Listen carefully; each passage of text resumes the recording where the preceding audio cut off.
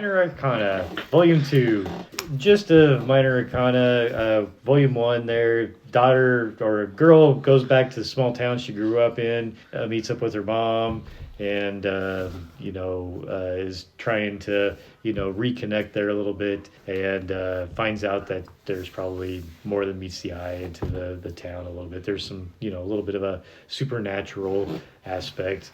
Maybe ghosts, things of that. Paranormal is probably more the case. Anyway, in this one, it's continuing to try to dive deeper in that. We tend to find out our lead character has maybe some psychic abilities. Yeah. And she decides that maybe she could try to use this for, maybe some monetary gain, as well as maybe helping out a little bit of the town, as well.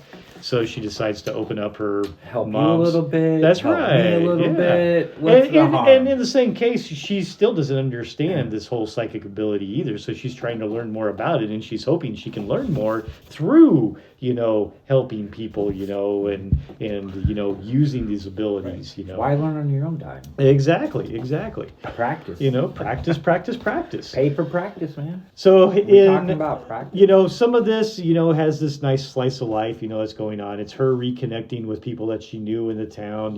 Some of it's her and her relationship with her mom. She's kind of reopening this psychic place that her mom previously owned, that she always thought was a crock of bull, and then she realizes, oh wow, maybe there is something. But the funny thing is that meanwhile, her mom's like connecting with some other gentleman that she seen in a concert way back when, and actually then is building a relationship with this guy. And then she comes back and she realizes that her daughter's still been kind of running the psychic place, and she's like, huh, you're doing this? She's like, yeah, Mom, you never told me that this stuff was real. And her mom's like, what? It's not real. It's real?